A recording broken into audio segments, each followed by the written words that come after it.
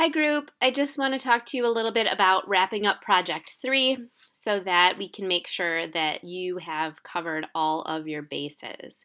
So if you're watching this right away Tuesday evening, then hopefully you've already started working on revisions, maybe even before you got your peer feedback. If you haven't yet, I want you to remember to take some time to work through that peer feedback. You are going to read a quick excerpt from Kathleen Blake Yancey, a scholar in composition who writes about reflective writing and how that can help students think about the choices that they want to make in their writing. Reading that will take you about 10 minutes, and then you're going to write reflection 9. That reflection should help you keep working on revision. So if you're not really sure how to get started on going back into your paper and fine-tuning it before you submit it, reflection 9 is designed to help you do that work. Then you're going to make sure your draft meets the assignment guidelines. So I'd like to take a few minutes right now to go look at the rubric for the assignment and make sure that you have all of that in your head so that if you have any questions tonight or tomorrow, you can send me a question. So I'm going to jump over to the assignment for Project 3, and we will look at the rubric.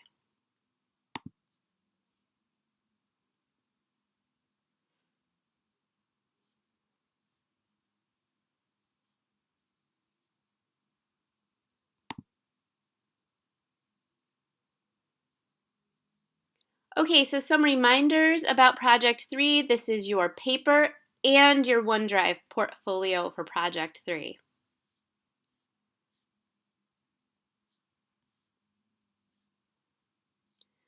So here I am looking at the bottom of the assignment at the minimum requirements for the final submission of this project. You are compiling your portfolio in OneDrive. If you can't remember how to find that, when you're in Academica, go to the email or Wayne Connect icon and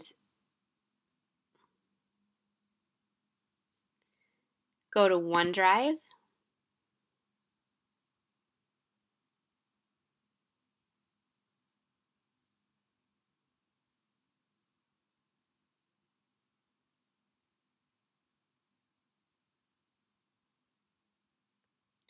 You are going to look in your shared with me or shared folder for this, and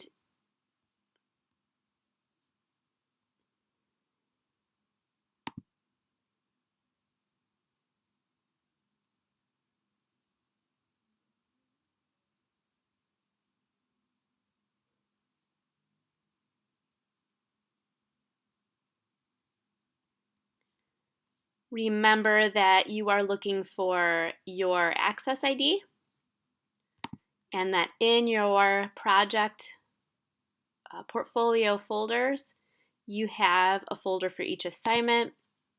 So in your Project 3 folder, you're going to go to Upload, and you will upload into that portfolio your introduction draft, your working bibliography, your annotated bibliography, your synthesis map, your outline, your draft that you just turned in last week for peer review, and any other notes that you want to add in there. If you kept working in the same document for all of these things, remember that you do have the file that you submitted in Canvas. So let's say this draft here, the introduction draft that you turned in on March 2nd, you kept working in that, you don't have that version anymore. You actually do have it in Canvas, so you can download it and re-upload it again in your OneDrive folder. The portfolio is an important part of Project 4.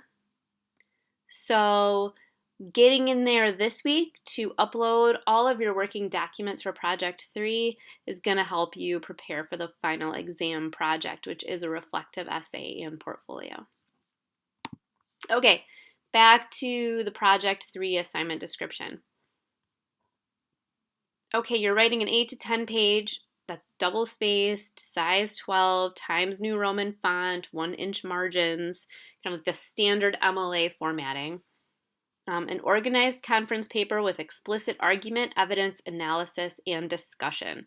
And that's laid out a little bit more down here in the requirements of the paper itself and what's going to go in the introduction, what should happen in the paragraphs, and how you should integrate research. So we'll look at that in a moment. Remember, you're using 6 to 8 sources. At least 5 of those should be scholarly sources from academic journals, unless you and I have already talked about other contextually appropriate sources for your paper.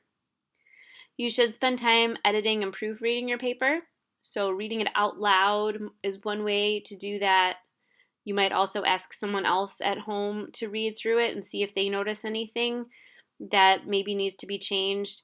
I was just working on a paper for months and still went back to it and found a couple weird little language things that had happened. So always having another pair of eyes to look at it can be helpful. If you've got somebody with you to read it, or you can email it to a friend and have them read it, that would be awesome. And then double check your MLA formatting, in-text citations, and works cited. In this paper, if you don't have in-text citations, you cannot pass the paper. So please make sure that you've worked on your in-text citations. All right, so in the paper itself, your introduction should give us important background on the topic and have your claim in it and show why your topic is important. The paragraphs of your paper should present supporting claims and evidence, and I want you to use that paragraph sandwich model that I talked about in a video a couple weeks ago. You should integrate relevant secondary research, including those scholarly sources, into your paragraphs, into each paragraph in the paper, providing background and support to your claims. Use signal phrases, use quotes, use paraphrasing. And then synthesis, again, refers to where you're writing about the ideas of more than one author at a time or in one paragraph, and how you're bringing those authors into conversation with each other.